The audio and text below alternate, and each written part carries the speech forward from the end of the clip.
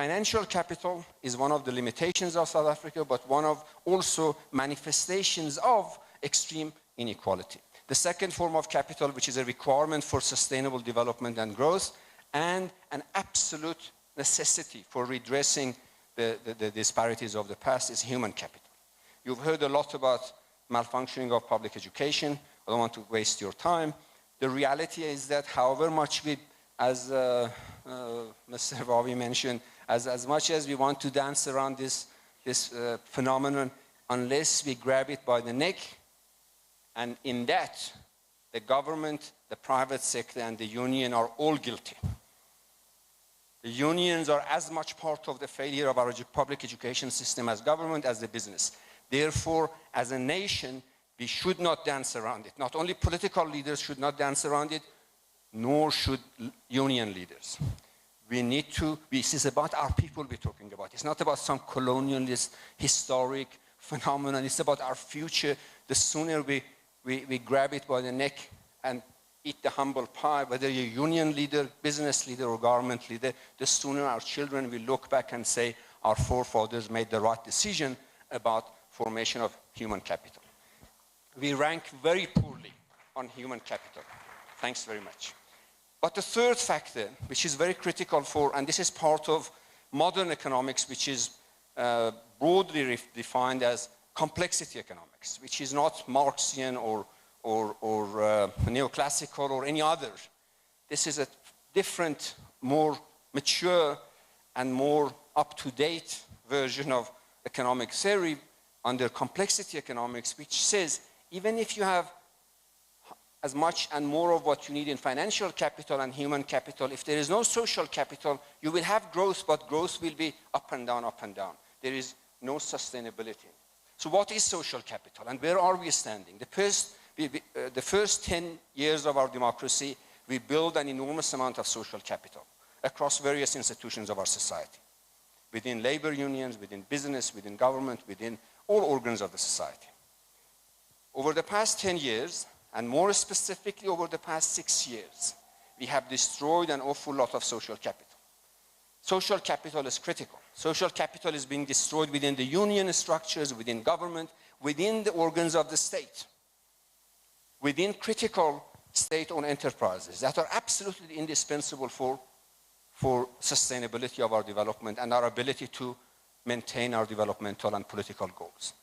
You cannot have growth, you cannot meet the enormous backlog that we have if we keep destroying social capital.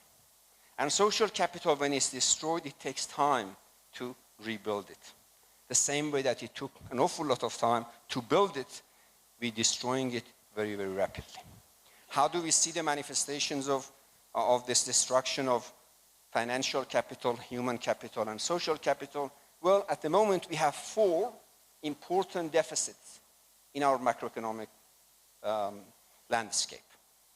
And when we are rated globally, these are the 4 deficits that count against us. The first one, again, is a complex process of macroeconomics, but the reality is that when you have financial capital deficit, human capital deficit, and social capital deficit, your growth is unsustainable. More importantly, your global competitiveness is deficient, and therefore your balance of payments is in deficit.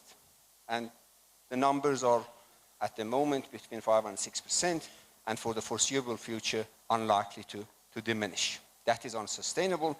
And as soon as you're in that zone, then no matter which political party is in office, whether they are communist, socialist, capitalist, or any otherist, they are at the mercy of imported capital. There isn't much they can do. Their degrees of freedom in policy making is constrained no matter who is in the office. The second deficit that we have is our fiscal deficit, which means the demand on public resources, and I mean by that legitimate demand on public resources. I'm not referring here to abuse of limit. Even you put the holier than thou in the office, we do have less than what we require to meet the socioeconomic requirements and demand on public services. And that deficit is part of the inadequacy of the 3 capital.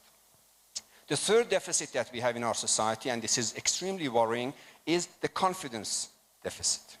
And that is the confidence of the poor in their government, the confidence of the labor workers in their leaders. That's the confidence of business in the government of the day, and the confidence of government in all the above institutions of the society. When government feels this besieged and under threat by all institutions, that is a matter of manifestations or symptom of destroyed social capital. That's the third deficit. And the fourth deficit, which is absolutely critical in terms of our sustainability of our progress, is what I call it moral value system. It is not by accident that we have so much corruption and abuse in all organs of the society, in our families, in our businesses, in every institutions of the government. There is a shortage of what you may be called coherent ethical value system. So those are the four deficits. The drivers of them are the three capitals that I mentioned. But it's very depressing to talk about it this way. The reality is that our economy is very resourceful. We should not be here. We should be in a different space. We have the resources, natural and human-made. We have the national capability in organs of our society. And for the first time in modern history, we are in a region that is one of the fastest growing regions in Africa, more specifically sub-Saharan Africa. And therefore, we couldn't have potentially had it any better. So we are busy self-destroying. And we cannot blame either the global economy, foreign forces, or any other forces. And it's us, we're in the same boat, and too much of critical, destructive attack on each other distracts attention from the real issues that we face. And the real issues are, as I mentioned to you. So as I wrap it up, South Africa hasn't had it potentially so good in terms of opportunities and in terms of capabilities. Our political economy discourse at the moment is informed and shaped by our past and by isms that we are all married to and we don't want to let go. The second one, the nature and dynamic of workplace is changing across the globe. Quite frankly, as we debate between the unions and the mine owners and between government and other unions and between business and unions, globally, the workplace is under massive transformation. Even we get our agreements, we'll wake up and see that the problem is somewhere else and we're left behind. And finally, our challenge, I believe, is not in destroying our social capital, but celebrating the diversity that exists within the society and across various organs of the society, and using every bit of capability that exists in our national boundaries to make a better future. Thanks very much. Know more about your world. eNCA.com